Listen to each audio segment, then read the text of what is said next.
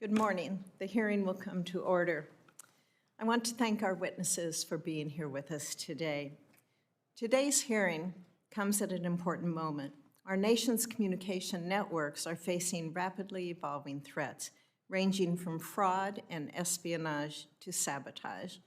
In a few minutes, we will examine and consider how government and industry can work together to strengthen our network security.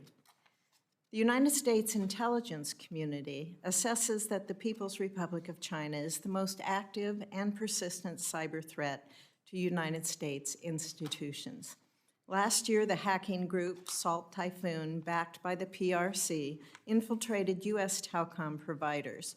We need a unified cyber defense strategy now more than ever. Threat actors are deploying advanced technology at scale to try to undermine our networks at every juncture. These attacks are increasingly supercharged by artificial intelligence as well. While private industry continues to innovate, collaborate, and defend against these threats, the risk environment is growing more complex. Congress must coordinate with industry and ensure robust federal response. Supply chain security remains a critical part of this conversation. The PRC-linked companies such as Huawei continue to pose significant risks to allied communication infrastructure. Congress created the Rip and Replace program to remove this vulnerable equipment from portions of American networks, and the FCC continues to identify high-risk vendors. This committee has also advanced my bill to increase transparency around foreign-owned communications licensees. Earlier this Congress, I introduced the FACT Act, which requires the Federal Communications Commission to publicly identify companies that hold FCC licenses that are owned by adversarial governments. I'm proud it passed the Senate in October, and I look forward to seeing it become law. As we grow more connected, we feel the impacts of network insecurity globally, nationally, and locally. Just last month, Kearney Public Schools in Kearney, Nebraska, experienced a major cyber attack that disrupted phone and computer systems. We also witnessed a series of 911 system outages across Nebraska, with multiple failures caused by a lack of network diversity and redundancy. As global conflict increases, networks that span international borders are also prime geopolitical targets for bad actors seeking to create economic and political instability. Undersea cables carry more than 95% of international internet traffic, including sensitive financial and governmental data. Recent physical cuts to those cables, both accidental and intentional, have caused disruptions worldwide, knocking millions of people and businesses offline, including major cloud services. And as we look to space, satellite constellations are rapidly expanding. With over 10,000 active satellites in orbit, most operated by United States companies, these systems support at-home connectivity, national security functions, and critical infrastructure. We must ensure foreign adversaries do not infiltrate these systems for espionage or other nefarious purposes. Across all these domains, threat actors are growing more aggressive and persistent. Today's hearing allows us to deepen our understanding of these threats and ensure our networks remain secure. There is no single solution to the network security challenges ahead. However, I hope today that we will shed light on different approaches that this committee can champion. I look forward to the discussion. Senator Lujan, you are recognized for your opening remarks. Thank you. And first off, I want to recognize and thank Chair Fisher for her leadership in calling this hearing today on a critical issue facing us all across America. I want to thank our witnesses as well for being here. I think every member on this committee can agree that there's nothing more important than keeping our communities and our country safe. That's why the security of our communication networks is vital. The networks are the foundation of our daily lives. They carry our phone calls, texts, internet traffic, health information, emergency services, and so much more. It's also our responsibility to ensure that foreign actors like China cannot infiltrate our infrastructure or steal Americans' data. There's clear evidence that foreign adversaries, including nation-state actors, are escalating their efforts to infiltrate and compromise our networks. The Salt Typhoon hacks from last year exposed fundamental weaknesses in our telecom infrastructure. That attack breached major carriers such as Verizon, AT&T, and T-Mobile, and compromised millions of individuals' information. This attack also likely represents the largest telecommunications hack in our nation's history. About a year ago, we examined this very topic in this very committee room. Yet, a year later, our communication networks are no more secure. And we can see that it's not just the major carriers. I'm also concerned that schools, hospitals, libraries, police departments, and emergency responders are all exposed and do not have the resources to defend themselves against foreign adversaries. I'm also extremely concerned that the Federal Communication Commission rushed to dismantle efforts taken under the last administration to verify the security of America's networks. The FCC stripped these protections away, replacing them with voluntary pledges and handshakes with companies whose networks have already proven themselves to be vulnerable to data breaches. To put it plainly, these companies are basically leaving their front doors unlocked after a data break-in, and the FCC has decided to take their word when they promise they've installed deadbolts and security cameras. It's deeply troubling. By removing enforceable standards, the FCC is weakening our national security at a time when our communications and digital landscapes are growing like never before. There's still a lot we don't know about the damage done by the Salt Typhoon hacks. In fact, President Trump fired the board that was investigating the attack. But what we do know is that rolling back protections and requirements to harden our networks is putting us on a dangerous path, and it will not prevent or mitigate attacks like this in the future. There'll be more attacks. That's certain. This should not be a partisan issue. This is a matter of national security. We're fortunate to have an expert panel with us today who will speak to the vulnerabilities in our communication system and how we can address them to protect our constituents. I look forward to productive conversation today, and again, thank you all for being here. Thank you, Madam Chair.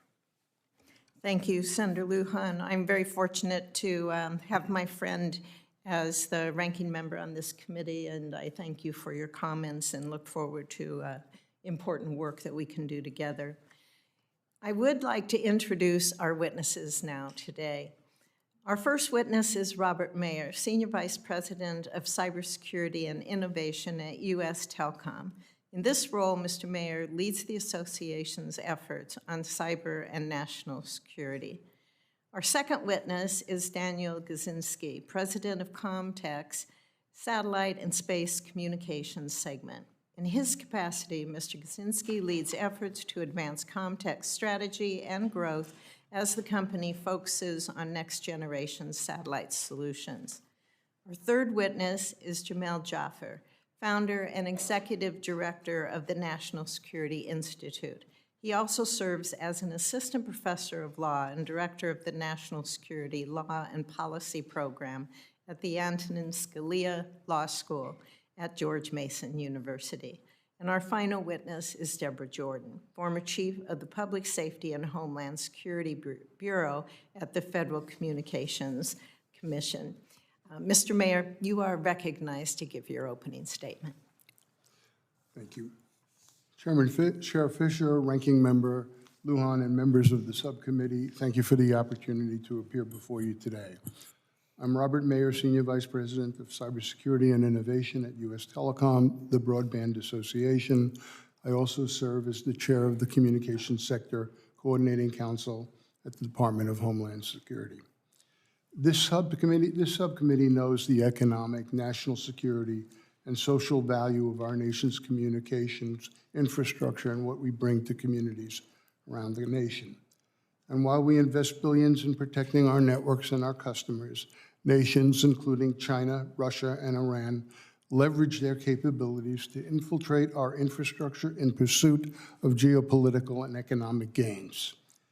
Defending against such attacks requires a whole-of-government coordination and deep and enduring trust between the private sector and the government when sharing information.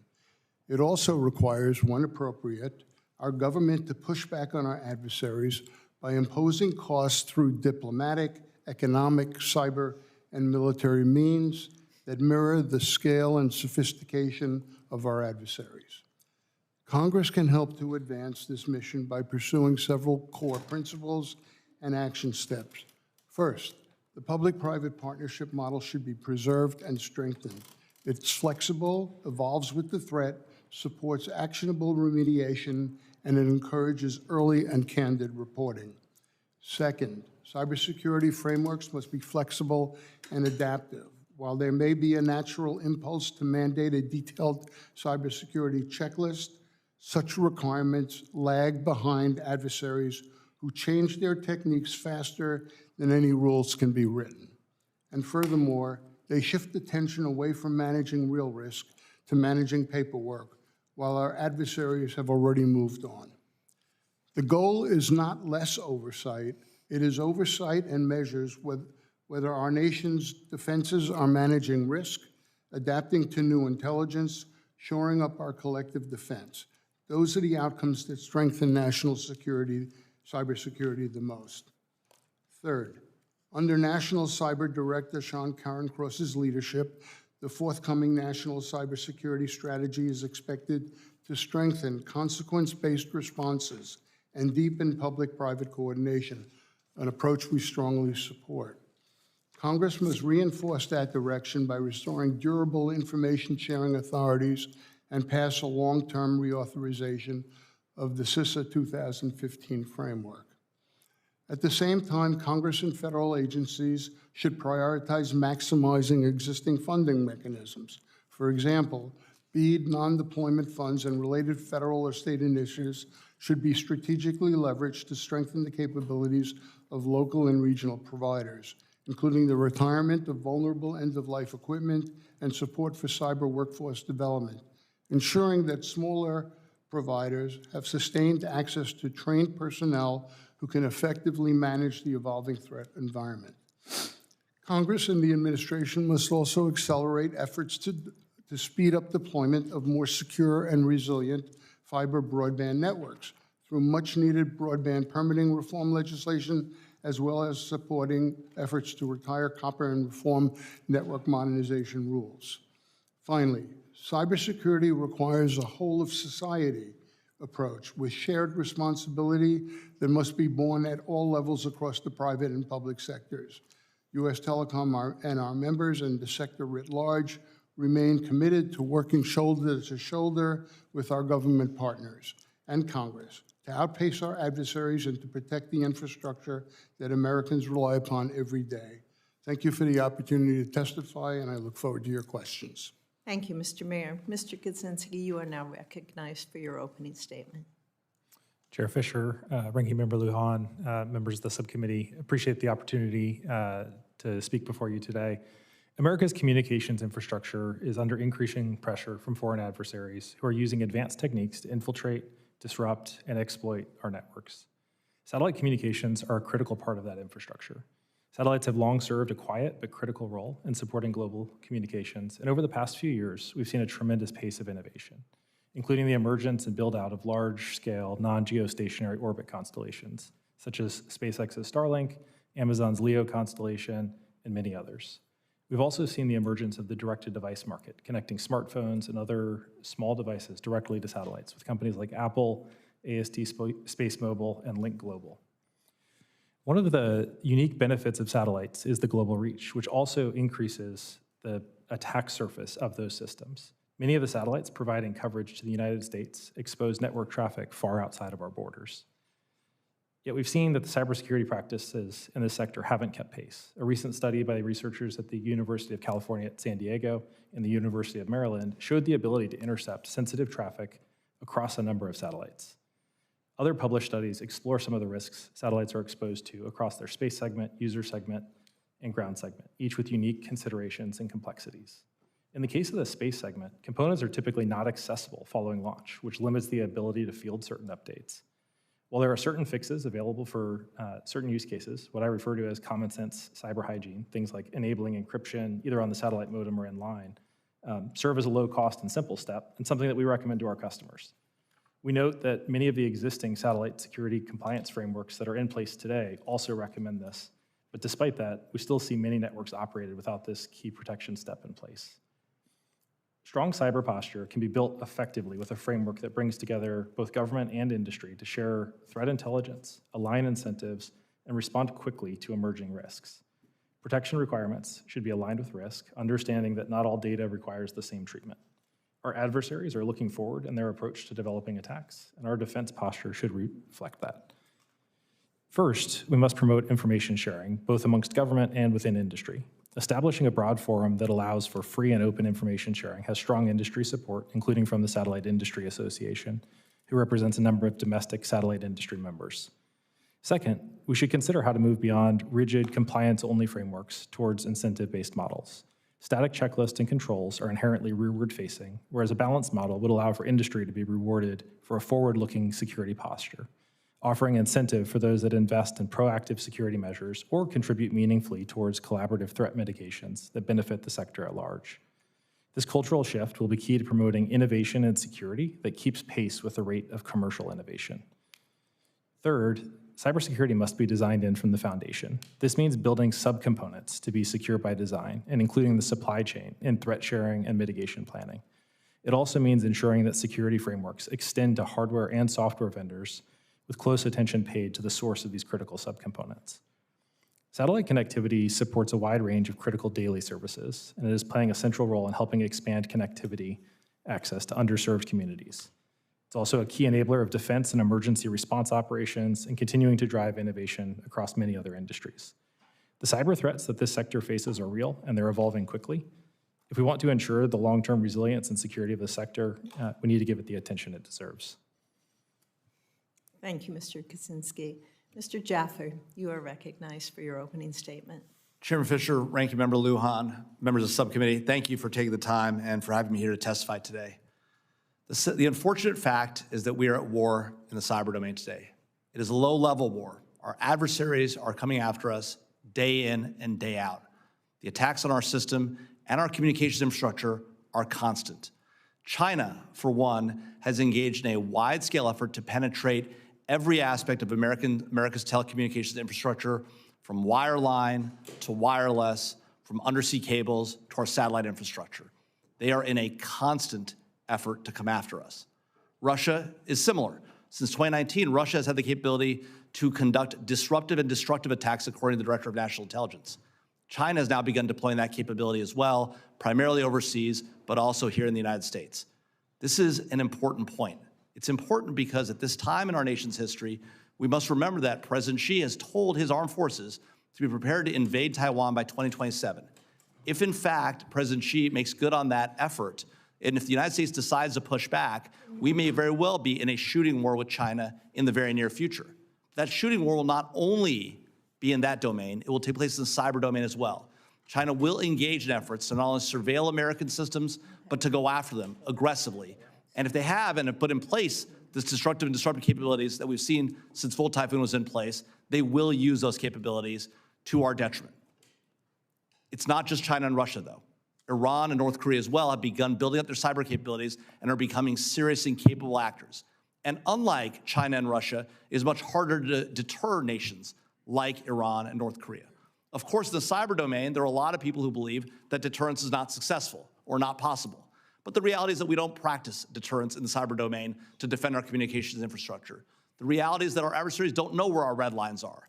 They don't know what we would do if those red lines are crossed. And to the extent that we do enforce our red lines on occasion in the cyber or telecommunications domain, we don't do it in a way that other adversaries can see. As a result, the deterrent effect is limited.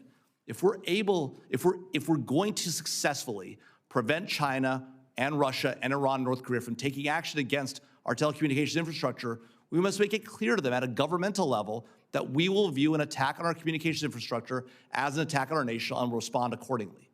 Beyond that, there are big debates about what we should do about hacks like Salt Typhoon, where the Chinese government was successfully able to infiltrate and deeply penetrate our telecommunications infrastructure. On one hand, you have the prior FCC action seeking to effectively and aggressively regulate our telecommunications infrastructure. On the other hand, you have a voluntary approach adopted by the current FCC chairman. And in the middle, you have a question about what the government should have done about Salt Typhoon. We've now learned that the government actually identified the Salt Typhoon attackers before they came after our telecommunications infrastructure. We also knew that for years, China had been targeting our telecommunications infrastructure and had not successfully gotten as deep as they expected. In many ways, this is like what happened before 9/11. We knew the attack was coming. We knew it was being planned. We didn't know where. We'd even identified operatives in Kuala Lumpur. We just didn't know they were coming to the United States. The same was true in Salt Typhoon. We knew they were coming after our infrastructure. They were in our networks. We had seen them. We didn't realize what they were doing in our telecommunications industry. And the question is, why didn't the government take more aggressive efforts to protect its own information, its own infrastructure, and our nation's infrastructure? And why today is the government's position that we should aggressively regulate rather than partnering to effectively achieve success? These are difficult questions. But the truth is, if we don't answer those questions today, in the relative peace of the current moment, even in the low-level war that we're in, we will face significant and effective attacks on our infrastructure by our adversaries if and when that day comes to pass. We cannot allow that day to come to pass, and that is why, in this moment, it makes sense to find ways to partner going forward. The first and most effective thing Congress can do is to reauthorize the Cyber Information Sharing Act that was passed in 2015 and was recently reauthorized for a brief period as part of the government reopening effort. But that law can be strengthened. There are those in the Senate who would actually reduce the effectiveness of those laws and would limit their scope. The right thing to do here actually is to expand their scope, provide more liability and regulatory protection, and provide incentives to our industry to do better and be more effective.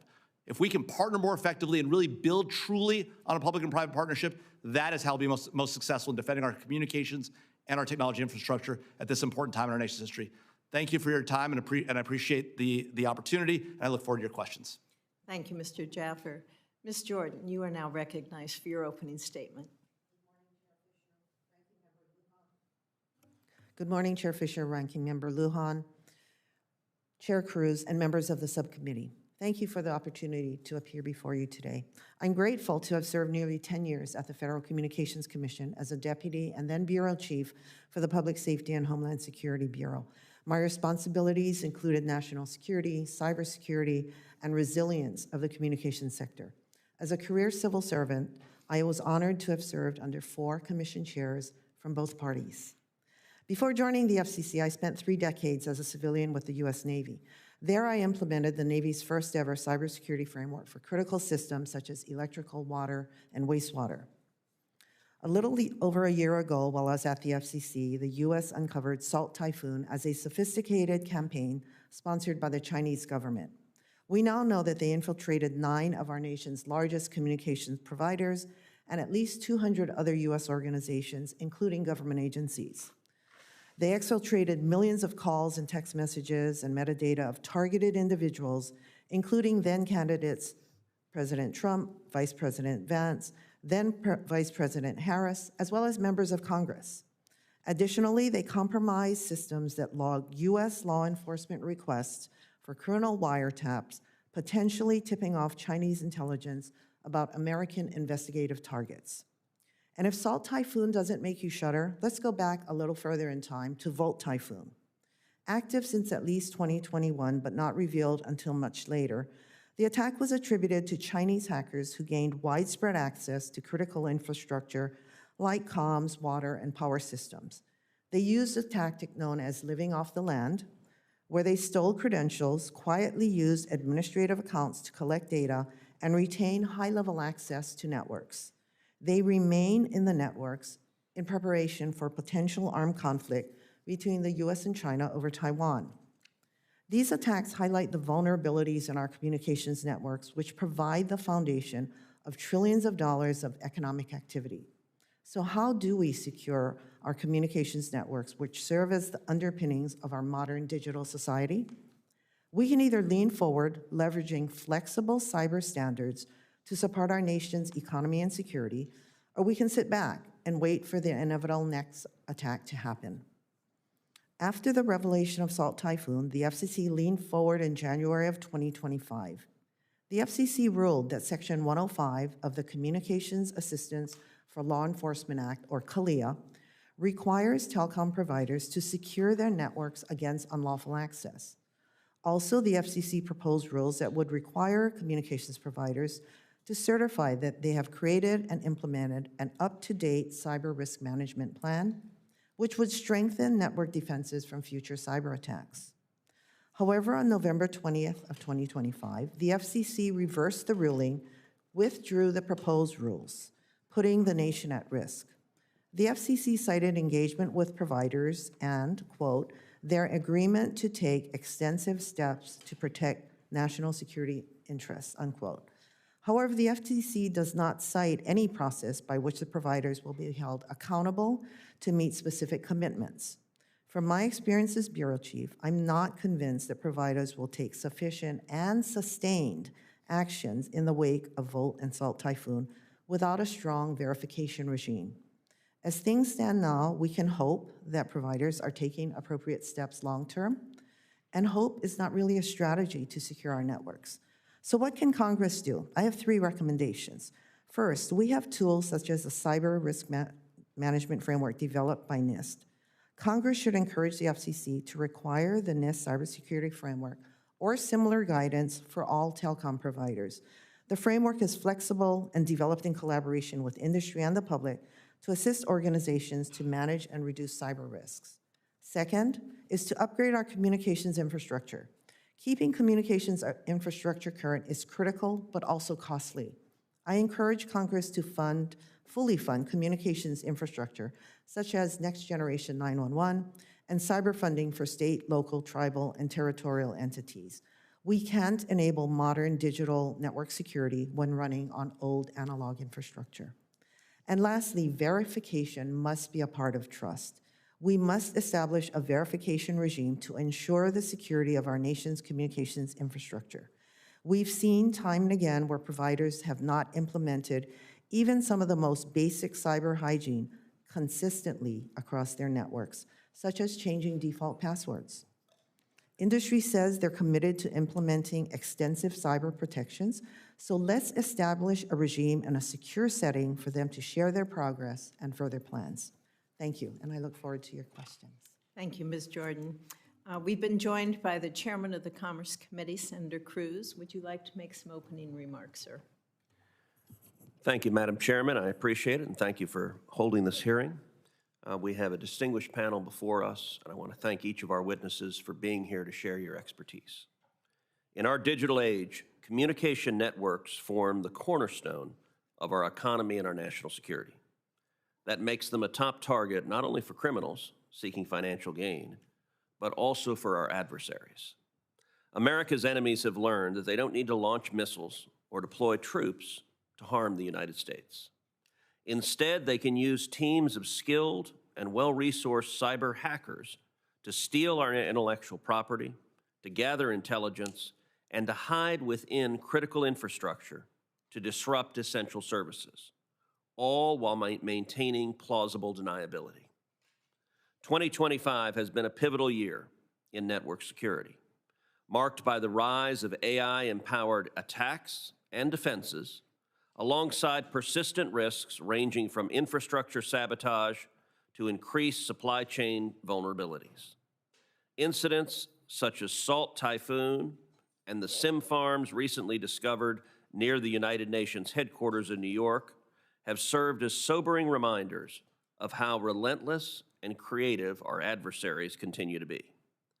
Unfortunately, there is no single silver bullet solution to address cybersecurity. Protecting America's communication networks is a complex undertaking that demands continued vigilance and cannot be reduced to rote box ticking. The United States is a primary target for cyber threats precisely because we lead the world in technological innovation.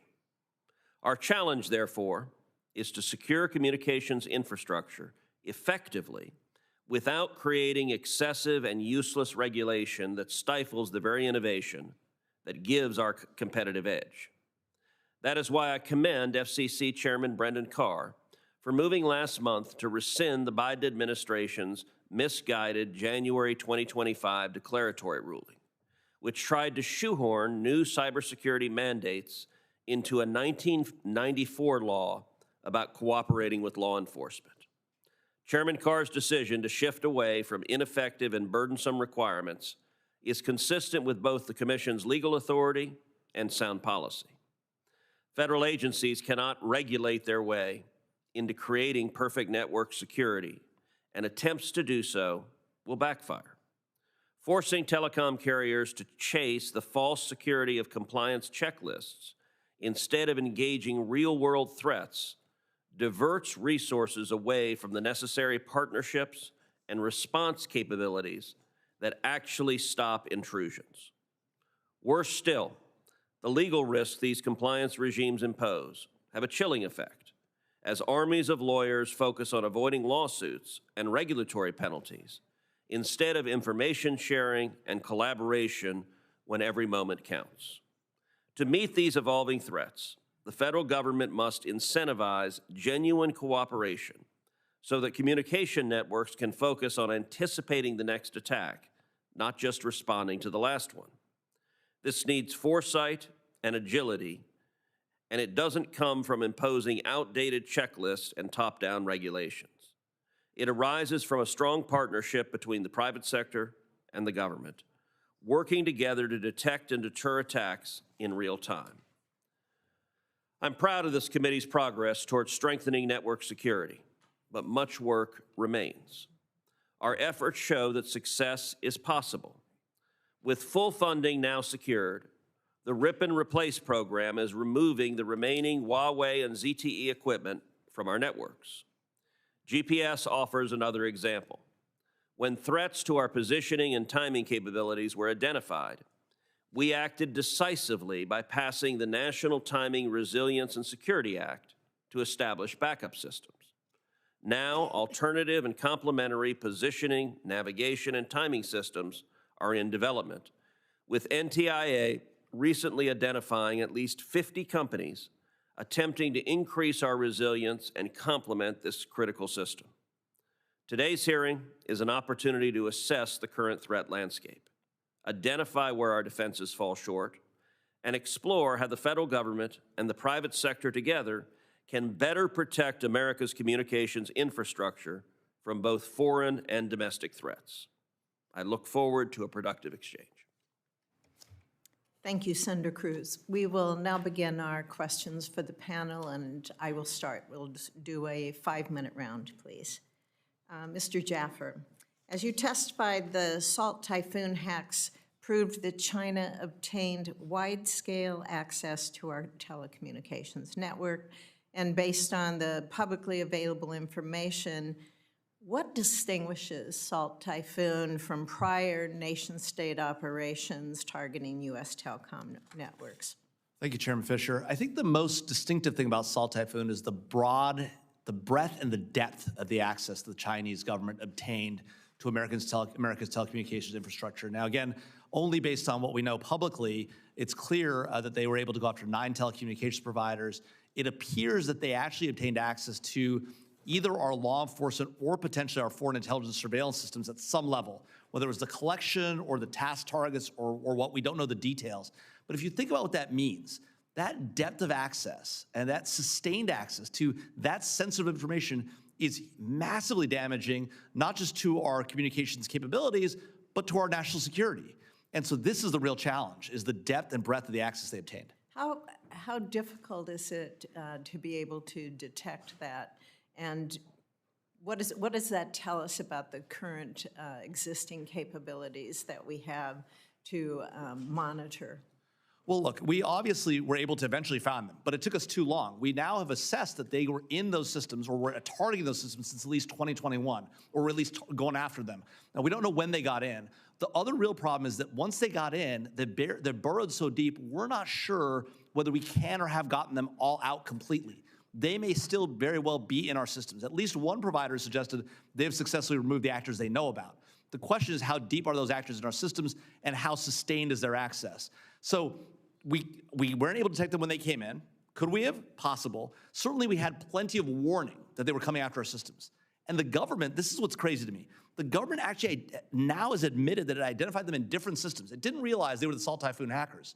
But now, having connected them to these hackers, they now realize they actually Easier saw them. then? Is it easier now to be able to detect from lessons learned? Well, look, certainly every day that goes by, we learn more about the adversary, we learn more about our capabilities, we develop new capabilities. The advent of AI, while it provides a significant benefit to the offense, also provides a significant benefit to defenders as well. We should be deploying that at scale. The real challenge today, though, remains that we remain in a situation of sort of blaming the victim, right? In this case, we're saying, look, it's the telecom companies, they didn't do their part, they didn't update their systems, and there may be serious problems there and things that need to be addressed. But beyond that, the question is, what did the government know about the attacks?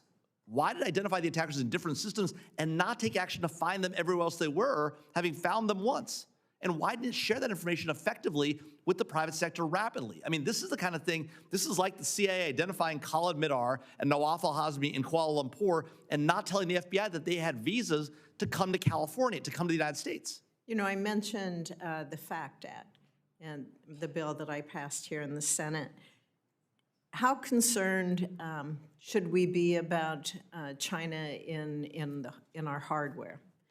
Well, look, there's no question that we need... In core networks, briefly. There's no question that we need to go after the Chinese in this space. They are absolutely targeting those core networks. They've spent a lot of time trying to get into our hardware and infiltrate our supply chains. I think the FACT Act is a great piece of legislation. We need to get it enacted as soon as possible, but we need to go even further. We really have got to get aggressive about identifying the fact that China's infiltrate our infrastructure, not just through hardware itself, but through the chips as well, right? China has a huge supply of large format chips. They're trying to get advanced chips as well. They're on the path to it. They're not going to get EUV for a while, but they are going to use advanced EUV, and that's a problem. You know, Mr. Mayor, as we're looking here in Congress to be able to remove a lot of that risky telecom gear from our networks currently, what policies do you think we need to prioritize with regard to supporting manufacturing of our domestic or our trusted ally equipment here so we don't run into a lot of the situations that Mr. Jaffer was referring to? So to set the stage for the responding, the equipment in the telecom ecosystem is massive. It spans many continents.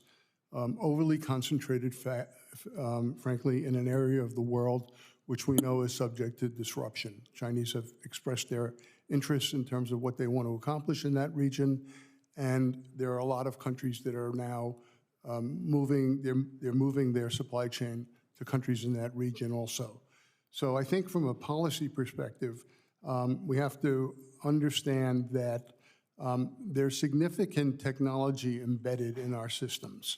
And I think what Congress did with RIP and Replace was admirable because it recognized two vendors who we knew were responsible for malicious surveillance and impacting and presented a risk to our military establishments in some areas, but more importantly, an overall risk to our ability to manage and control network security.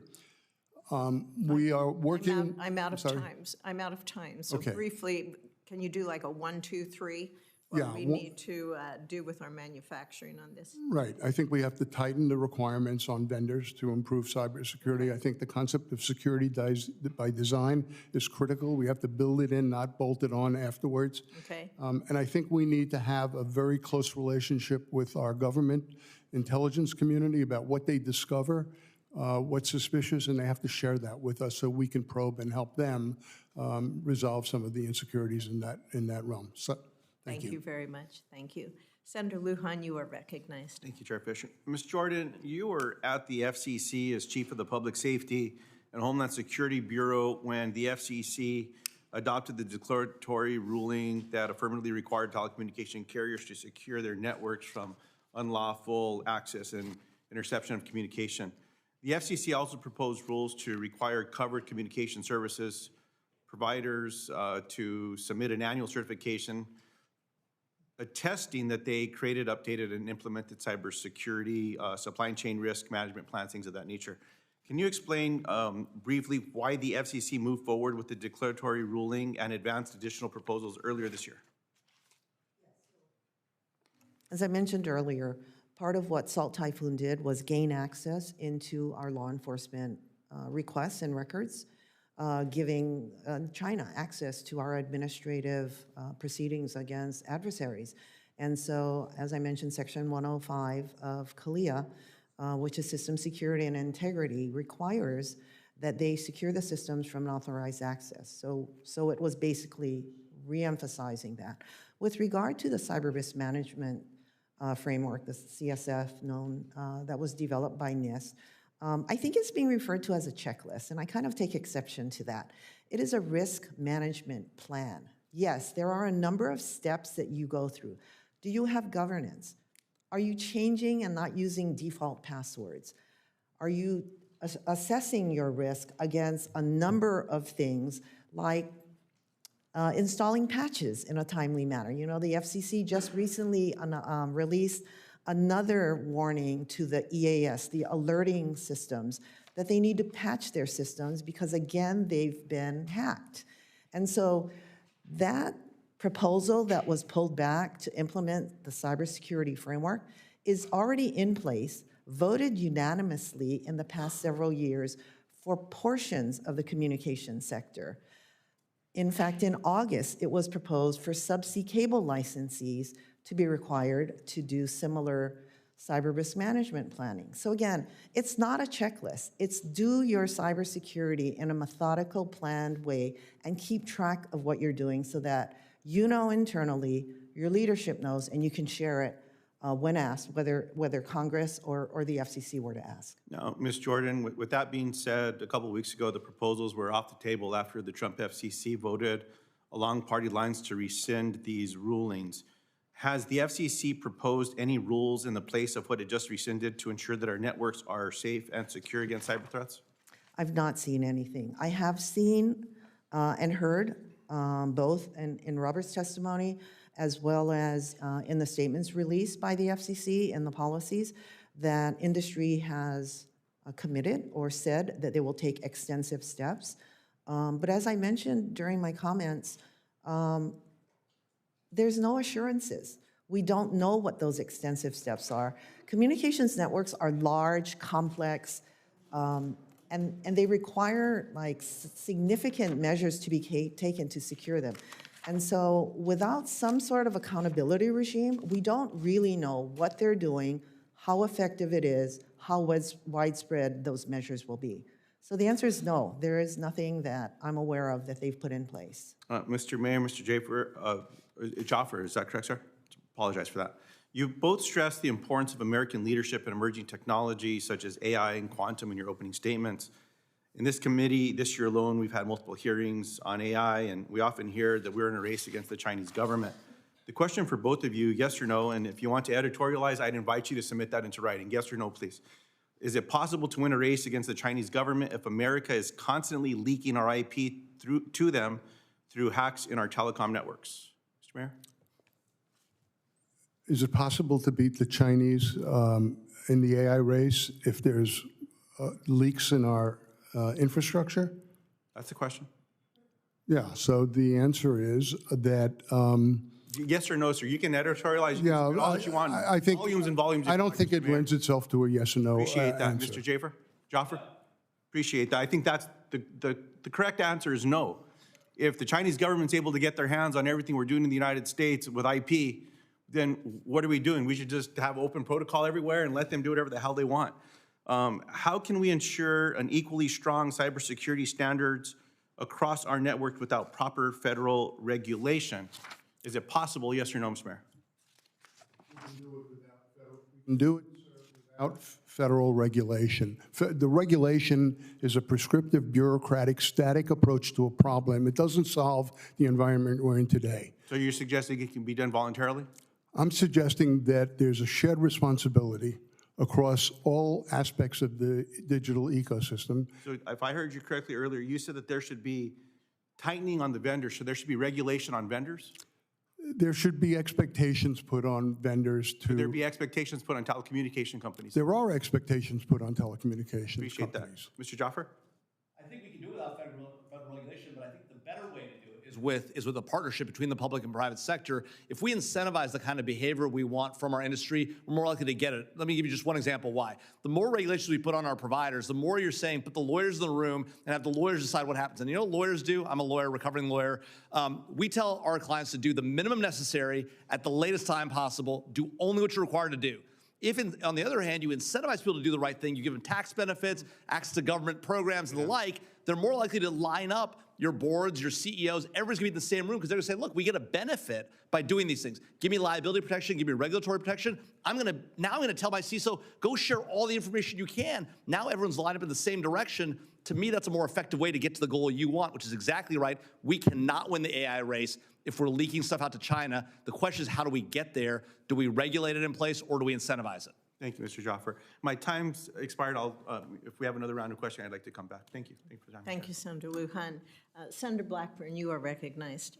Thank you, Madam Chairman, and thank you all for being here. I want to return to the subsea cable issue, which I think is so vitally important, and I had introduced the Undersea Cable Protection Act because of concerns over what was being done that would really preserve and make certain that we had these cables. Of course, attacks on these, tampering, cutting, is something that is there. Mr. Jaffer, let me come to you because I want you to talk for a minute about the vulnerability of the landing stations and the cable routes to foreign adversaries and foreign attacks and why we should prioritize these protections. Well, Senator Blackburn, as you know, 95% of the world's internet traffic travels over these cables. 99% of transoceanic communications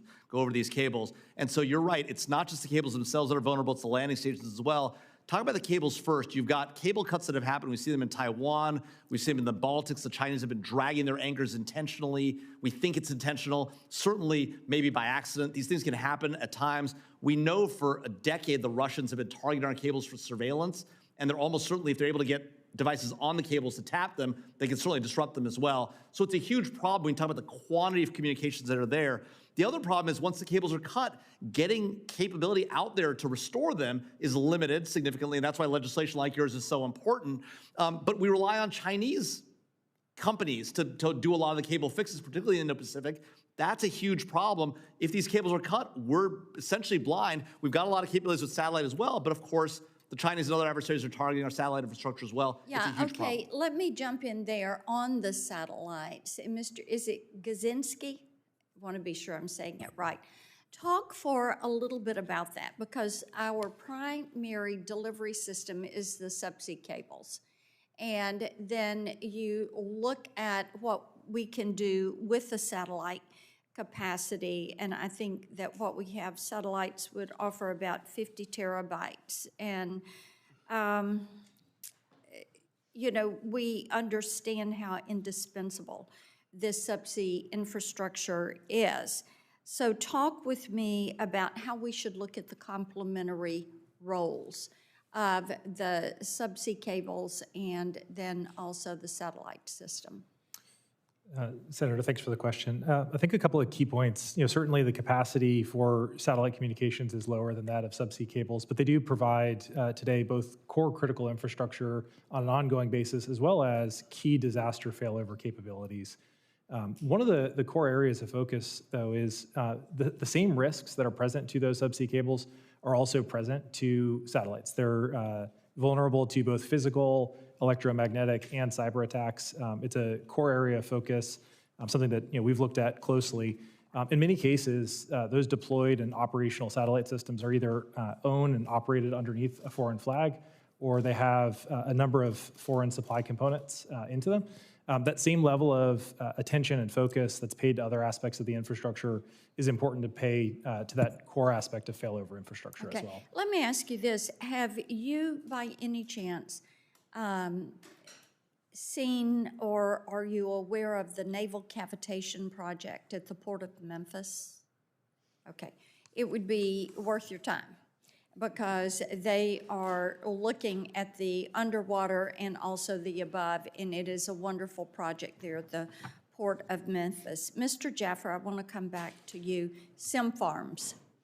I think that these SIM farms that are powering the large robocall operations and the scams, and we're seeing a lot of these. There's been a lot of talk about that this week because of Black Friday and Cyber Monday. And what are the weaknesses in our current authentication systems when it comes to isolating or actually pinpointing these SIM farms?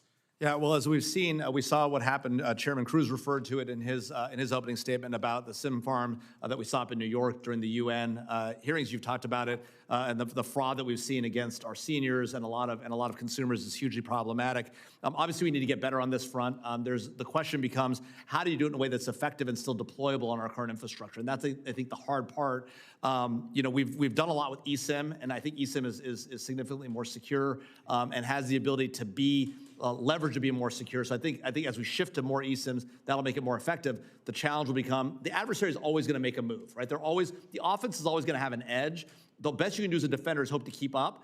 And with the advent of modern technology and AI in particular, people worry that the offense is going to get a lot better. But I believe actually it will allow our defense to get just as good and to keep up more effectively. And so I think applying those capabilities in the authentication domain is particularly important, not just by the way for SIMs, but for regular internet authentication as well, financial transactions and the like. We've seen the pivot to passkeys from passwords. That's a significant move. I think that's going to be empowered by our newfound AI capabilities. Thank you. Thanks, Madam Chairman. Thank you, Senator Blackburn. Senator Rosen, you are recognized.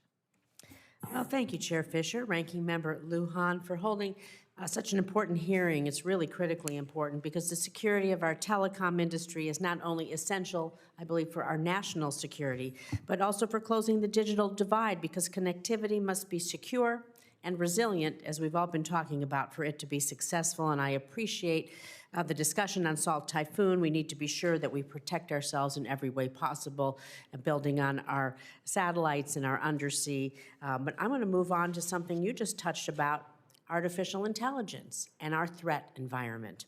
Because AI tools have made it easier than ever for threat actors to create realistic and sophisticated attacks to gain access to sensitive systems, to our valuable data. And even without the use of AI, we continue to see cyber attacks with increasing frequency. In August, Nevada was hit with a devastating cyber attack, crippling its agencies while the state worked with CISA and the FBI to track down the cyber criminals and secure Nevada's data. Thankfully, the state made a full recovery. It appears that no sensitive data was taken. But Ms. Jordan, I'm going to start with you.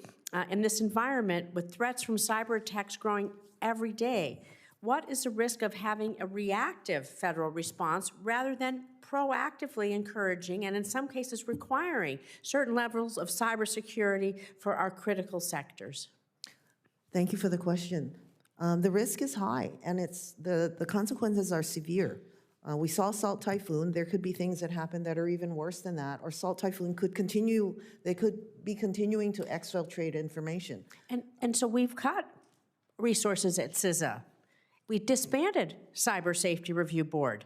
So how is this impacting what we're able to do? It is of great impact. I think to CISA with them putting out guidelines, them putting out known exploited vulnerabilities, sharing the patches and the criticality. In other words, you should do this one really soon because it's a high vulnerability. This one maybe can wait a little longer. And so without that information sharing that my colleagues have been talking about is limited. CISA is that bridge between public and private, between our grid and all of that. It is important that we don't just get rid of CISA. I think so, yes. And so, people have talked about the incentives for current telecom companies to ensure their networks are secure, common sense cyber hygiene, all the kinds of things that you spoke about, encryption, dual-factor authentication, passkeys. Ms. Jordan, again, I'm going to ask you, are there any federal programs that incentivize smart cyber practices? And what do you think about those? Quickly, because I have another question to ask Mr. Mayor. Yes, I'm not aware of any that incentivize other than regulations that require. I think if there were incentives, I would be in favor of them alongside an accountability regime like light regulation that looked at incentivization as well. Thank you. Mr. Mayor, I'm going to move on to you. In an AI-enabled threat environment, what can Congress do to help secure our networks? For example, some have suggested additional funding to support carriers and ISPs, ensuring that they have adequate cybersecurity protections. Quickly, I have one more question for a former Nevadan, I believe, worked for Sierra Nevada Corporation, but how do you think we can provide that support here in Congress? I think you have to encourage innovation, not regulation. We had an incident 2 weeks ago reported by Anthropic that for the first time, using commercial off-the-shelf AI platforms, they were able to initiate a cyber attack. 80% of that attack didn't require human intervention. It was fully executed by an AI platform that is currently commercially available. Over time, that 80% is going to move towards 100%. That's the environment we're in. There is no way that a prescriptive checklist regulation is going to allow us to innovate in the way we need to innovate to address that threat. So investing in public-private partnerships and innovation in our universities, our research institutions, and with our private companies would be, in your advice, reasonable? Reasonable, vastly superior, and should be encouraged by Congress. Thank you. I have one last question about U.S. leadership in the telecom industry. It's essential to securing our network. We have to be on that leading edge of innovation, maintaining our U.S. leadership in international settings standards. So, Mr. Gizinski, you work for defense companies like Sierra Nevada Corporation, which is proudly headquartered in Sparks, Nevada. Can you speak to the importance of ensuring we have secure and resilient communication networks? How important is it to national security and U.S. jobs if we do not have a strong cyber posture across critical infrastructure sectors like telecom? Senator, thanks for the question. It's critically important that we have a secure cyber infrastructure. One of the core areas that I've looked at and thought about quite a bit in this is promoting that culture throughout the defense industrial base of leaning forward and adopting strong cyber practices. I think that's something that we've seen some adoption, driving towards strong incentive programs, encouraging the innovation that is being harnessed today to deliver next generation technical innovations. We're seeing in the satellite industry the launch of thousands of new satellites a year. That same innovation should be harnessed and driven to secure our cyber posture as well. Thank you very much. Thank you, Senator Rosen. Senator Schmidt, you are recognized. Thank you, Madam Chair. Just to follow up on that a little bit, Mr. Jaffer, in December, I had called for an investigation in the Department of War handling of the post-Salt Typhoon risk. In particular, the department's failure to ensure its communications, voice, text, video were protected from foreign espionage vulnerabilities.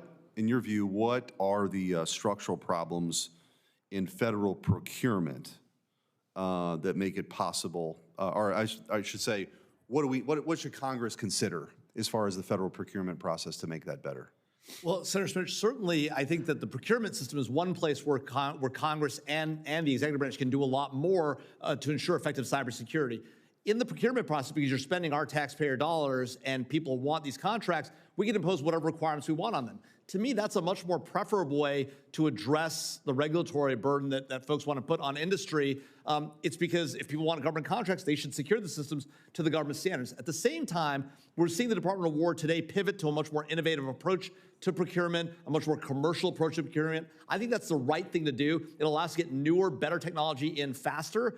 And there we have to make sure that we're not overimposing cybersecurity burdens that will prevent us from getting the technology we want. There's a balance there that we can achieve, I think one that we can do successfully as we need to going forward. I agree in the sense that we have a lot of leverage as it relates to those contracts. In your view, what are some of the minimum cybersecurity standards or audit compliance that should be included in those contracts? What I do think we should do is require companies that sell to the federal government to go through a security audit and to demonstrate to an independent third party that they've successfully met things like the NIST cybersecurity framework, right? That they're applying it effectively and they're implementing it effectively. That to me is a good starting point. If they're able to show that to the government doesn't need to do additional work on its own to qualify them. They can do that ahead of time. They get the audit paperwork, present to the government, and then become a contractor much faster. To me, that's a way to get smaller, faster companies in and not put an additional federal regulatory burden upon them while still requiring them to meet good cyber hygiene requirements like the NIST framework. Mr. Mayor, I wanted to ask you, in your testimony, you emphasized that prescriptive regulations cause us to lag behind adversaries for a bunch of different reasons. You warned that this shift in attention from managing real risk to managing paperwork means provider can legally and fully be compliant, but still be very exposed. Can you speak to the impact that we've seen already from the previous administration's more prescriptive, checklist-driven approach, what that's kind of left behind, and what we can learn from that moving forward? So we know that the checklist, and we have evidence of this, have not been successful. There are examples where individuals or organizations that do a checklist managed by checklists, they miss things. And in this environment where the adversaries are evolving on a daily basis, using a checklist would, in a sense, be looking in a rearview mirror. We've heard talk about the flexibility in the NIST framework. That was designed to withstand the test of time. It's worked over a decade. So I think the better approach, and we're doing this, is to engage with our government partners on a regular basis, including the intelligence community and the law enforcement community, and talk about what we're observing, what the government is observing, how to mitigate those activities. And we do hold ourselves accountable. I can tell you the frontline practitioners in our companies work every day to defeat these attacks. We don't hear about their success rate, but they are dedicated and passionate about security, and they are held accountable within their organizations to their customers. And finally, I'd say, in the context of contracts, that's a legitimate avenue for negotiations to talk about the security requirements that are needed, and we've been doing that for years through service level agreements and other ways to reach an understanding of what's expected.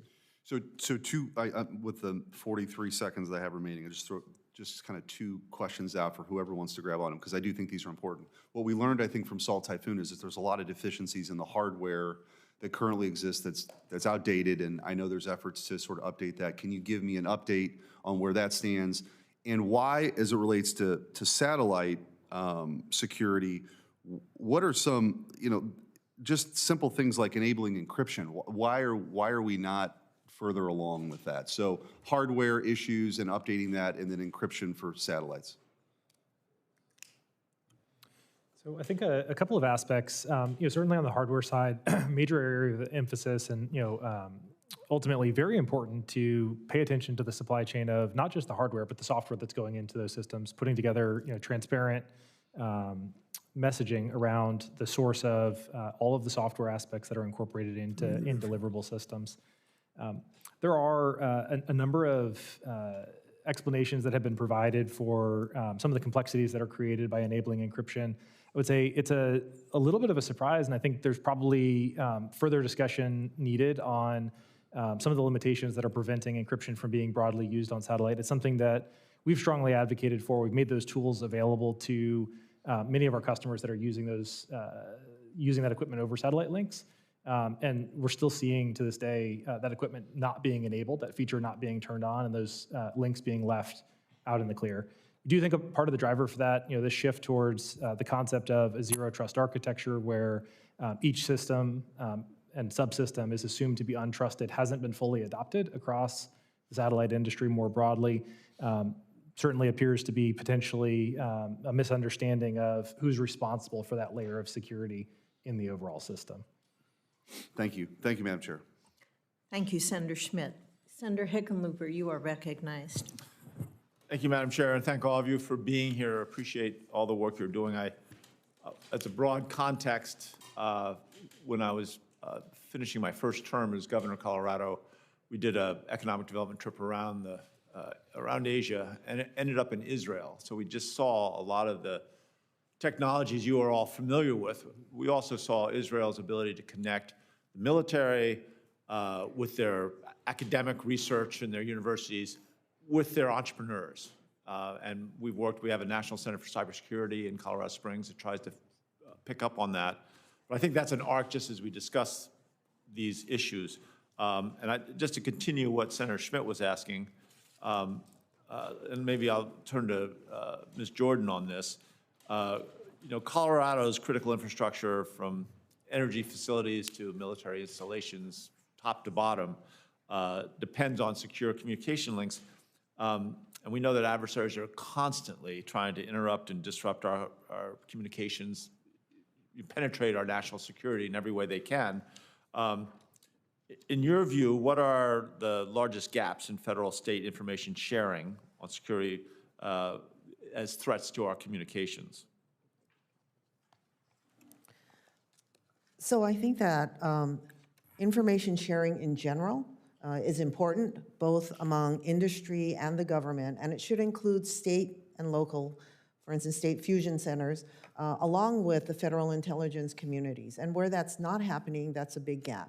I think that understanding what the threats are, implementing even the most basic cybersecurity hygiene, updating the patches to software and those kinds of things are critical. So those are the easy parts. So we turn the page and we look at, as quantum advances, right? Certainly the encryption systems protecting our communication networks eventually are going to become vulnerable to rapid, can you say decryption? Is that fair? That's the right word. And this is a future threat window that is immense by most measures. Now, NIST recently published the world's first post-quantum cryptography standards that can be adopted by the U.S. government. What you were just describing is a pretty basic blocking and tackling. We need to go to that next level. So given your experience with Public Safety and Homeland Security Bureau, how should the FCC begin incorporating quantum-resistant cryptography and post-quantum transition planning into its network security roles? So it's definitely an advanced area that needs to be looked at. I agree with my colleagues on collaboration. I think that having those joint discussions with industry on how that's being rolled out, the pace at which it's being rolled out, and then looking smartly at what needs regulation, where there should be secure by design, in other words, things that are built in to products before they're deployed, and then where is there a need, for instance, the FCC hosts something called the Communication Security Reliability Interoperability Council, CSRIC. It's a partnership, and they come up with best practices. So that's like ripe for a CSRIC committee. But then when those best practices are put out, they have to be used. Right. Well, that's the next big step. I agree. Mr. Mayor, as you know, again, Colorado is home to many entrepreneurs and research labs up and down the Front Range, and definitely on the front lines of 5G and next-gen wireless communications. But we've been working on a bipartisan fashion to finally close the shortage of funding for the FCC's RIP and replace, where we found that we had a lot of infrastructure that was not secure as we would like. The Salt Typhoon showed how deeply adversaries can burrow into our communications networks. How can Colorado's rural broadband providers, which operate on very thin margins, benefit from additional federal guardrails or minimum cybersecurity baselines to make sure we don't have similar breaches? Well, I think, sir, that the notion of doing basic hygiene is very important. And my experience is that the companies understand that and they're basically implementing that. The challenge for the rural providers is not having the resources that the larger providers have. So you're asking basically is a local telephone operation to be able to compete against a nation state that's throwing everything everywhere all the time on these networks. They view those providers as access points to the entire ecosystem, and they exploit that. And we've seen that with Salt Typhoon, how that works. So I think the other opportunity for us is there's $20 billion in non-deployment BEAD funding. Cybersecurity would be an excellent way to invest that money, both in cybersecurity workforce development, training, and also the fact that there are legacy technologies. Rip and replace was a great start. The list is getting bigger. Right. No, I agree. No, I agree. I'm out of time. Mr. Gizinski, we'll get back to, I got a couple questions for you. I'll put it in the written questions, but appreciate all of you being here. Thank you for your service. Yield back the floor, sorry. Thank you, Senator Hickenlooper. As a senator, you don't have to yield back time when you're finished. Thank Really? you. Thank you works. Well, I was out of time, so thank you, Madam Chair. I'm doing a rules thing now, too. Thank you. Senator Capito, welcome. You are recognized. Thank you, Senator Fisher, and thank you all for holding this hearing. Nice to see you. I'm all the way over here. Mr. Meyer, you kind of got into what one of my questions was going to be, but let me begin with this.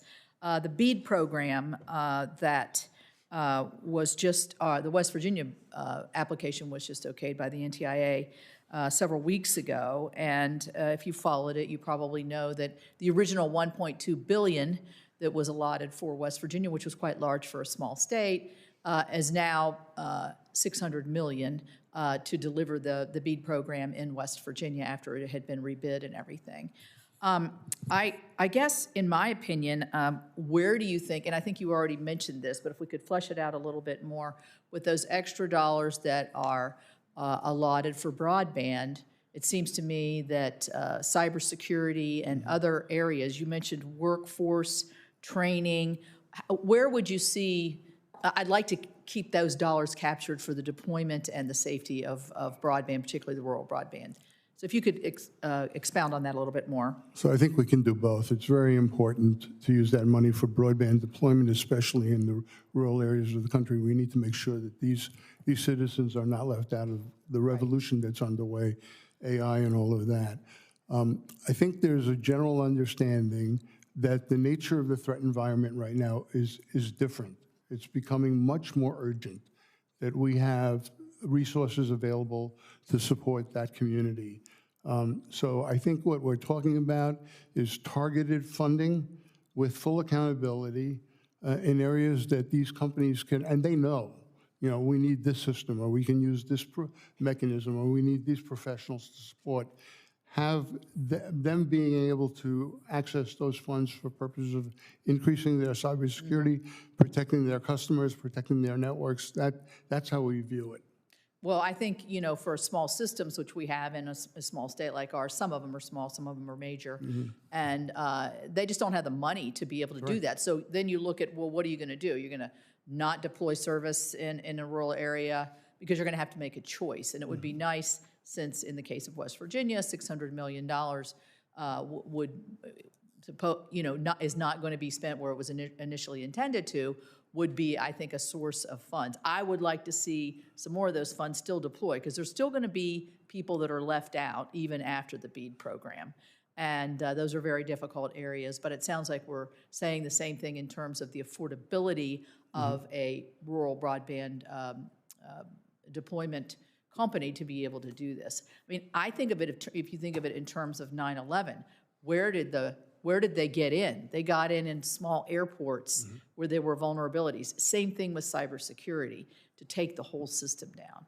Which brings me to another issue. There's a lot of talk about data centers and the deployment of data centers and how critical they are in the race for AI, and critical for us to be able to take advantage of the great technologies that we have.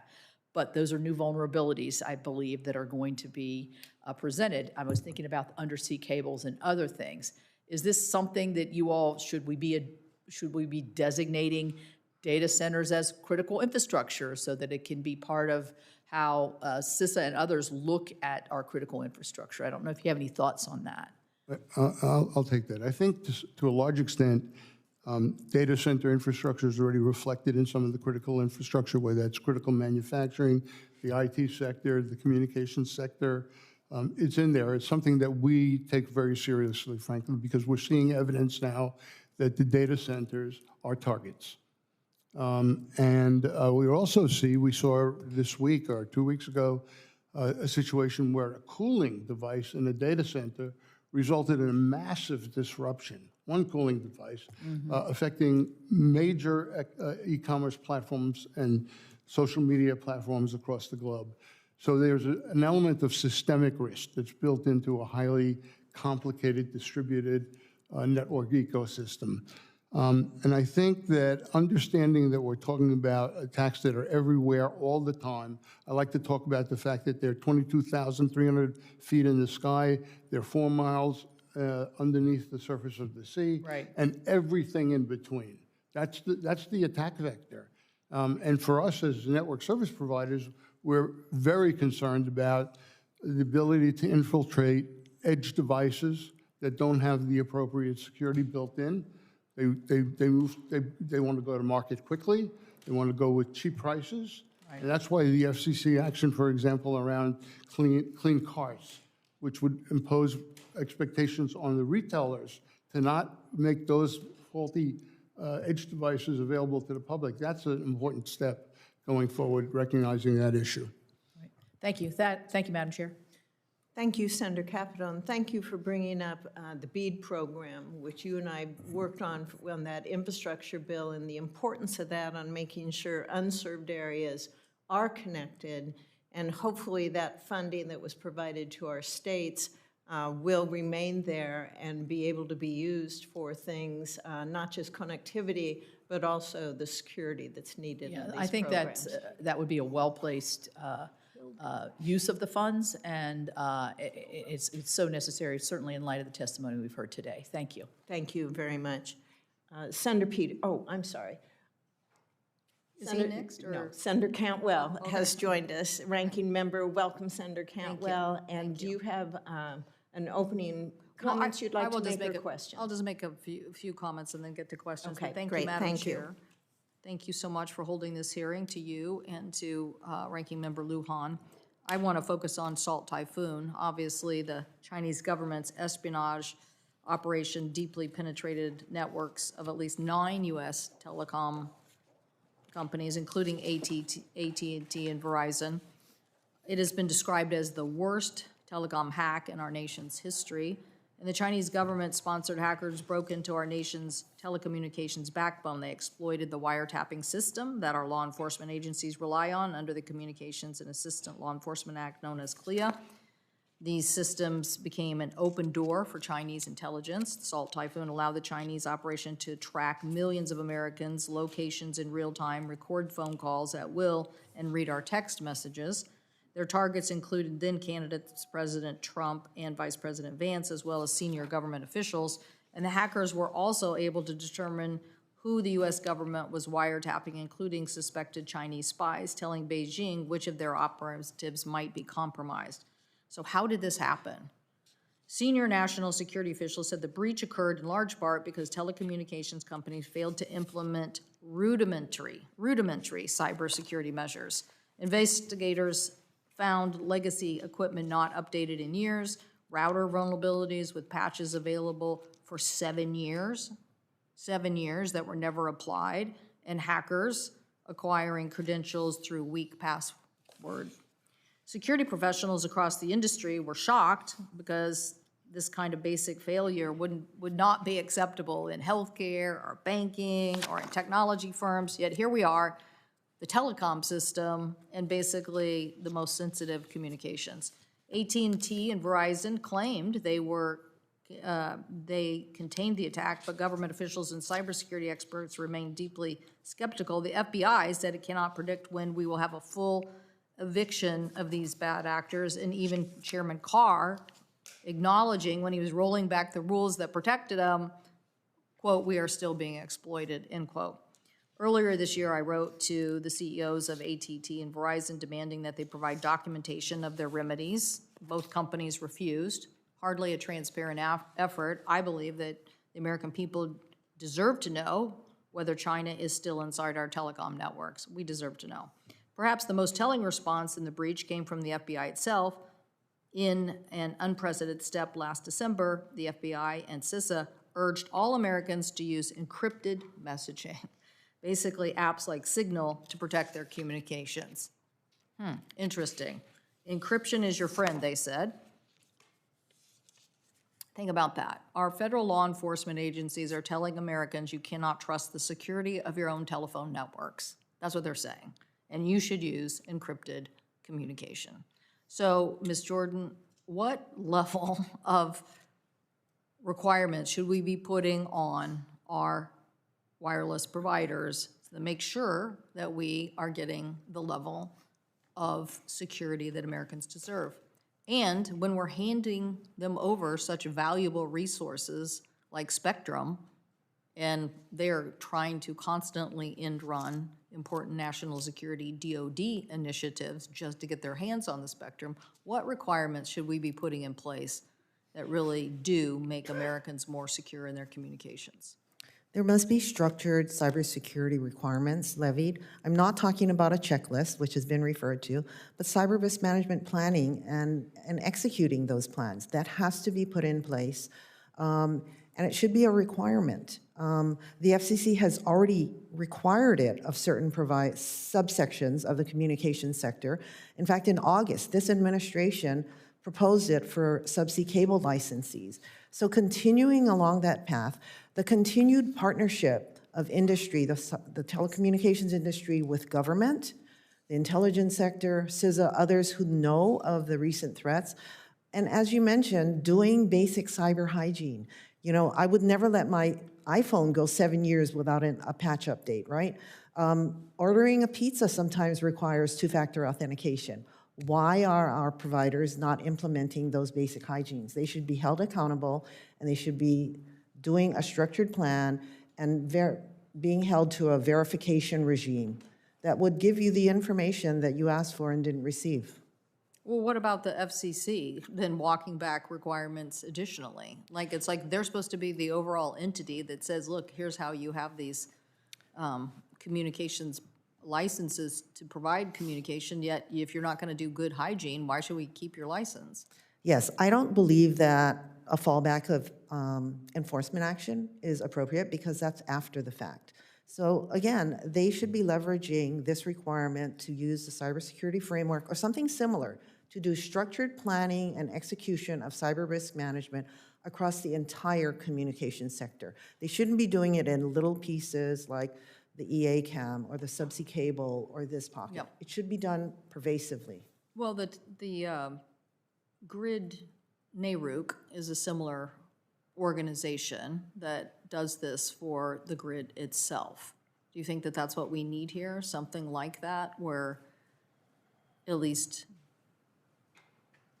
I think it's worth... there's a dynamic and input. I mean, me personally, I think we know this is the information age. We know that this is what's going to happen. So letting these guys off the hook, and when it's so much vulnerability for Americans that our FBI and law enforcement are telling us use encrypted networks, it's gotten to a point where we got to do something to better help the public. Or why have, you know, or basically you're just setting them up. You're just setting them up to say you are going to be a target. I agree, and I think that there are some aspects of what China is doing that are nation state, and therefore even the telecom providers might not be able to stave them off. But if the providers are not doing basic hygiene across their networks consistently, then yes, they should be held accountable. I'm not saying if a nation state comes in and does something that we couldn't predict, that's a different scenario. But they should be held accountable to doing the basic hygiene, patching, not default passwords, encryption, those kinds of things. Well, I think that's the most shocking thing, and this committee has had several hearings, and there was another big break, and that was exactly the same issue. There was a patch, it was available. You know, as we've looked at privacy laws and what you need to do if you're providing some sort of system, yeah, nothing against 21-year-old administrators, but you gotta have more hierarchy to your enforcement and capabilities on security than just hiring a bunch of very smart, talented people when you have consumers who are going to be vulnerable to these kinds of things. So we look forward to working with the subcommittee, Madam Chair, and figuring out what we can do to better protect Americans. Thank you. Yes, ma'am. Thank you, Senator Cantwell. Senator Peters, you are recognized. Thank you, Madam Chair and Ranking Member. Mr. Mayor, as a ranking member of the Homeland Security and Governmental Affairs Committee, one of my biggest concerns and focuses has been on the long-term extension of authorities that are contained in the Cybersecurity Information Sharing Act of 2015, which I know you're very familiar with. Over 80 companies now and organizations support legislation that I'm working on with Senator Rounds in a bipartisan way, entitled Protecting America from Cybersecurity Threats Act, which would basically extend those cybersecurity threat information sharing authorities for an additional 10 years. I think we all know the last 10 years have been very successful. We need to continue to make sure that they're in place for the long term and that industry and others can rely on it. And I certainly appreciate how vocal USTelecom has been about the importance of extending this authority. But could you explain to this committee how cyber threat information sharing is absolutely critical for defending telecommunications networks, and what more do you think the Trump administration should do to help us extend this essential authority? I'm going to be hoping all my colleagues on this panel will support that and give them reasons why it's important. It's critical. We're not going to be successful in addressing the threats that we currently face. It's been invaluable in terms of our ability to share information without concerns about liability, without concerns about punishment, enforcement. We have an excellent relationship with our government partners, the intelligence community, CISA, all of these organizations. It's grounded on this act. It's the ability for us to have conversations about what we're seeing, what they're seeing, what we're doing to mitigate the risk. These conversations are happening constantly. And I think it speaks to a broad consensus that this act has worked for 10 years. It's lapsing in the end of January if we don't deal with it. I would say it's probably the number one issue for us in the short term to, in a sense, get improved cybersecurity writ large for this nation. So as you mentioned, it's riding along the CR, which would expire at the end of January. But tell us, riding along CRs is not the way to deal it. And why do we need that 10-year extension? Because we don't want to do this every few years. We want to Every few months right now. Or every few months. Yeah, that's not good policy. Right. So this is a cornerstone of our ability to collaborate with government. Great. I'm also extremely concerned, and we heard from my colleague, ranking member Cantwell, about the FCC's decision last month to roll back what are basically, I think, common sense cybersecurity rules to safeguard America's data. These rules were announced, as you know, in the wake of Salt Typhoon, and I won't go into all the challenges there. It's already been brought out before the committee. But I think without question, the rollback of these rules leaves Americans exposed and erodes our ability to prevent future attacks. I think this is even more concerning when you look at that rollback as part of a broader trend that's being carried out by the Trump administration right now, where officials say, they talk a good game, they say cybersecurity is a priority, but at the same time, they're basically gutting all of our cybersecurity institutions, from rolling back the FCC rule to ignoring their own guidelines regarding the handling of America's most sensitive personal information, as well as pushing out cybersecurity experts all across government, firing the people who know what needs to be done. So my question for you, Mr. Mayor, is the FCC rule to require telecommunications providers to have a cybersecurity plan and then stick to it, I think is pretty common sense and a step forward to ensuring cybersecurity. So my question is, why did USTelecom push the FCC to roll back these efforts in this case? And are you confident the vulnerabilities exposed inside this Salt Typhoon will not occur again in the future? But why push to roll those back? Because they were ineffective. They would not have produced the results that we're looking for. We're not going to regulate our way out of this issue. We're going to have to innovate our way. We're going to have to match an adversary who is using the most sophisticated techniques possible. It wasn't a checklist or a compliance thing that was bypassed. It was advanced defensive capabilities that are being deployed by our member companies that were bypassed. Why? Because the Chinese are masters at stealth. They used we talk about here Salt Typhoon being identified in 2021, 2020. They used Asia-Pacific region as a testing ground for these types of techniques, these stealth techniques, on countries and organizations that were less hardened. And then they perfected it, they came to the United States, they came into our networks, they used stealth technology that is actually anti-forensic in a sense. The breadcrumbs disappear. And once they're in the network, I mean, it doesn't take more, in some cases, less than a minute to laterally move throughout the networks, operating support systems, business support systems. So we have a very sophisticated adversary, and the way to deal with this is collaboration with government, partnership with government, accountability, absolutely. And I'm in the conversations. I know how much we are talking to these different government entities, classified settings, unclassified settings, numerous venues. We're making progress, and we shouldn't stifle that or kill that with a compliance regime where you have 40 to 70% of your practitioners doing paperwork. We need to focus on the threat. We need to focus on the triage when it happens, and we are supportive of things like incident reporting that Congress passed in Scalia if it's implemented correctly. Great.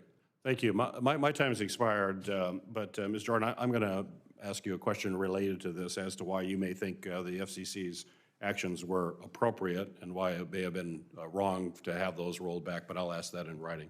Thank you, Madam Chair. Thank you, Senator Peters. Senator Young, you are recognized. Well, thank you, Madam Chair, for your interest in this topic, and I want to thank all of our panelists here today. Thank you for your thoughtful contribution as it relates to policymaking on this host of issues. You mentioned in your testimony, Mr. Jaffer, that China is increasingly engaged in undersea cable cutting activities. This is something that for a couple of years running, I've had a real interest in, and as a matter of the Intelligence Committee, I'm trying to find countermeasures that might help us address this, this growing challenge. Subsea cables, we know, serve as the backbone to today's world communication system, so we're going to have to come up with some checks, and I believe we must adequately address these broader challenges in coming months and years. Earlier this year, relatedly, the FCC put forward rules to streamline submarine cable application reviews, protect submarine cables against national security risks, and incentivize cable build-out.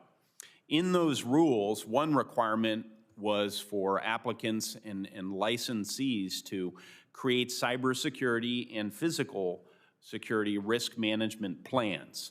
Can you identify maybe other areas that should be a focus for strengthening our resiliency of subsea cable infrastructure, especially as our adversaries continue to advance tactics to do harm?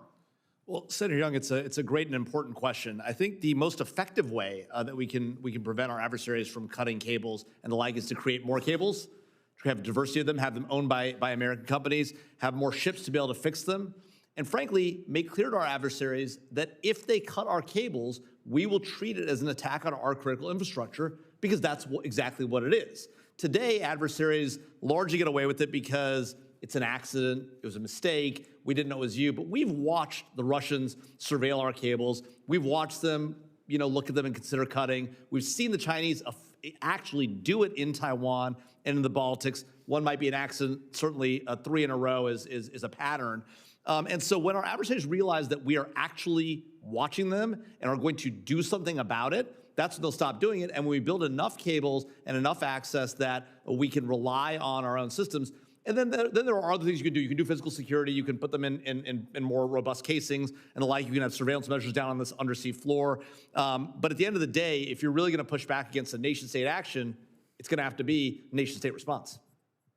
And we're going to have to come up with protocols, it sounds like you're saying, or expectations that we will treat this almost in domestic law like a strict liability situation, or if not strict liability, the burden of proof or production will be on whomever supposedly accidentally cut a cable, right? That's exactly right. Okay. Mr. Meyer, same question to you. Are there other areas that should be a focus for strengthening our resiliency as it relates to subsea cables? Yeah, I think so. We have to make sure, and we're doing this. We're an important stakeholder in the submarine cable. The transmissions are often transmissions that we are generating and moving along both nationally and internationally, especially internationally. So we are aware of what the FCC is doing. We've had conversations with the FCC National Security Council about cybersecurity practices related to protecting, well, all practices. It's not just, it's physical as well, to how we can support enhancing, making these systems less vulnerable. But there is an inherent risk when when there's so many, I think they're like almost 500 to 700 submarine cables. Many of these are in the Indo-Pacific region. This is China's area. The ability for them to disrupt transoceanic communications at a time when suits their needs is real and serious. And to Mr. Jaffer's point, this really requires federal engagement and activities. And we are willing and ready to collaborate with any government partner and organizations to make sure that these systems are more secure. Well, who should bear the cost of, let's say, redundancy, right? Building out more cables. These are expensive capital investments. Would it be rational from an economic standpoint for us to say, okay, we have an idea who the greatest users of these cables are because they send data across them, across the ocean. Maybe we should put it on the companies. What would you say to that line of economic argument? Well, I think the economic argument would be you can't impose costs that are going to make the business unprofitable and not attract investors. As you point out, you need big investment, huge investment to deploy, to maintain, to install these. The economic problem with dealing with asymmetrical issues like this is serious. And I think that this is a question for national policy in terms of what kind of assistance can we do to safeguard our infrastructure against what we're experiencing today and what we know is possible tomorrow. Well, I think coming up with a doctrine of deterrence, just candid, will be as a matter of politics, internal congressional politics, and with the broader public of telecom consumers. That will be an easier sell. So maybe we should focus in the near term on what is achievable. And it seems to me a deterrence approach is eminently achievable. So thank you all, Chairman. Thank you, Senator Young. As I put out a last call for any members who are trying to get to this hearing to ask questions, Senator Lujan and I are each going to ask a final question. Mr. Gizinski, you stated that many of the satellites providing coverage to the United States expose network traffic outside of our borders. So how do we meaningfully improve encryption and security protocols across our satellite infrastructure and inconsistency that you highlighted? It's an excellent question. I think a few key points that are critical. The first is, we see consistently, and I think this is a true point across both telecom and the satellite industry, most of the operators are not vertically integrated, and so they're heavily reliant on a supply chain to build those subsystems that go in, things that enable those encryption capabilities. It's important that we extend the threat sharing information and the opportunity down into the supply chain and ensure that we're building the right secure by design subsystems with flexible encryption protocols and other appropriate security considerations from the ground up. We've seen very publicly some of the examples where that's gone poorly, where foreign supplied components had security vulnerabilities present in them from the initial delivery. Encouraging that same approach throughout the satellite industry, I think, is incredibly important. The second point is recognizing that in most cases, the folks that are designing and building these systems have the best view of what the vulnerabilities are and may be. They can be a great partner in closing those. And we've seen consistently the application of well-intended checklists on defense systems often aren't designed with the end system architecture in mind. Having that in-depth, open conversation has been incredibly valuable in securing other systems that we've built and delivered over the years. And I think that's a great model to follow out into the future. Thank you. And Mr. Jaffer, how severe do you think the threat is to our space systems that we have? I mean, I think the threat is quite severe. You just look at a capability that China has. They have the SJ-21 satellite. This is a repair satellite. It's designed to remove debris. They demonstrate the ability to grapple another satellite and move it to a different orbit. Now, you think about what that could do if used in an offensive manner. That's obviously a huge problem. China has that capability. Other nations have that capability. The threat to our infrastructure is huge, and they don't even have to take out a satellite directly. They can destroy one satellite, and the debris itself, the debris field, can cause problems for our satellites. It's a huge issue in outer space. It's a real challenge, and we've got to make our satellites defensible. And part of it is having a diversity of systems, like we talked about with cables. If you can have more satellites going up faster, that's actually going to create a more resilient and more capable system. It's also going to make it more technologically efficient because we'll get newer capabilities into space faster. So the better we can get at launch, the better we can get at building smaller and faster, more capable satellites, the better off we'll be. Thank you. Senator Lujan. Thank you, Madam Chair. Mr. Mayor, in your testimony, you said that any cybersecurity framework needs to be flexible and adaptive. I agree. Do you agree with me that the FCC has a role to play in ensuring that our communication networks are protected against cybersecurity threats? Absolutely, yes. Appreciate that. Now, recently, Senator Peters asked a question around USTelecom, their role, their advocacy to reverse the FCC's actions in response to Salt Typhoon. A few things that the FCC required was changing default passwords, requiring minimum password strength, adopting multi-factor authentication, and patching known vulnerabilities, all simple things. Congress is constantly told that we're behind the curve on technology, even if we have these basic protections in place. Which of these basic protections was too burdensome for your member organizations? Senator, I think these are not, what you're describing are not burdensome. I appreciate that. That's an answer. I appreciate that. With that being said, do your member companies have cybersecurity risk management plans? Absolutely. They've been working on this for many, many years. They're evolving their risk management plans. Are you willing to share those with the committee? The risk management plans? Yes. No, we're in a trade association. I can't say what our members are willing to share. So you're telling me to trust you?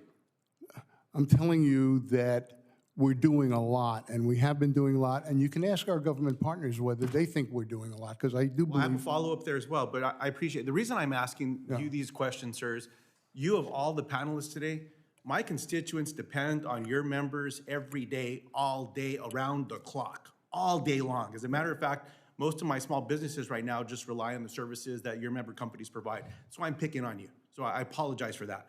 But it matters to my constituents. Now, earlier, there was a question asked by Senator Schmidt about requirements for contracts for the federal government to be wise around taxpayer dollars.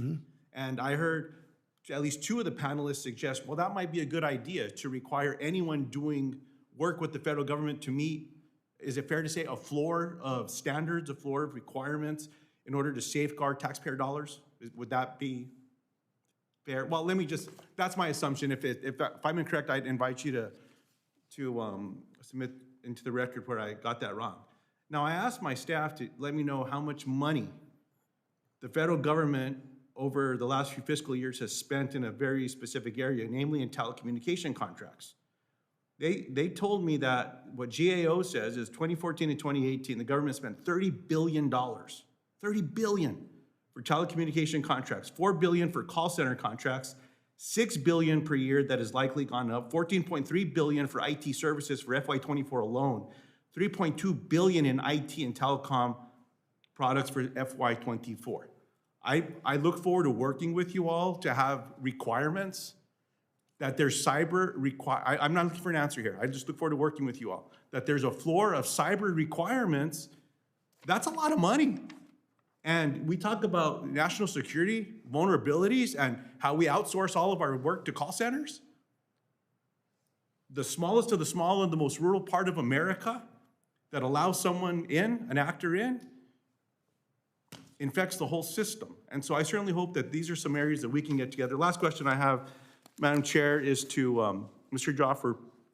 You served on the Cyber Safety Review Board, CRSB, which was under the Department of Homeland Security. My question is a simple one. Was it a mistake to disband this board?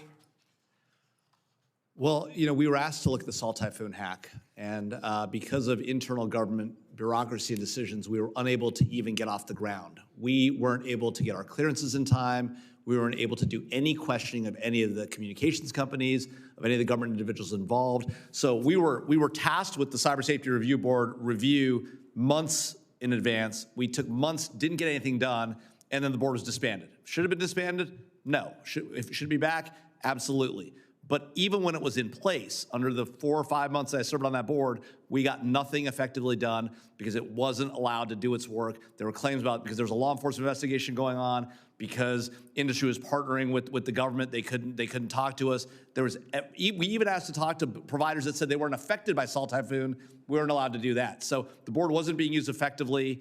It shouldn't have been disbanded. It would be better if it was back in. But if it's going to be back in place, it needs to be used effectively. At the end of the day, I think what Congress ought to think about doing is impaneling an outside commission to look at what happened in Salt Typhoon and Volt Typhoon and make recommendations to you, like the 9/11 Commission did, about what we should do most effectively to get the executive branch, the legislative branch, and industry back together and work in this issue. I'm glad I asked the question. So if in fact that body is brought back, it needs to be fixed and it needs to be effective, and the tools need to be in place to be able to discover all the information, to be able to provide information to Congress.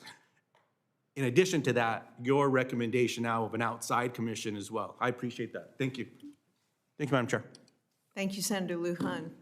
I would say the problem with any commissions is by the time we get the report, it's like past due.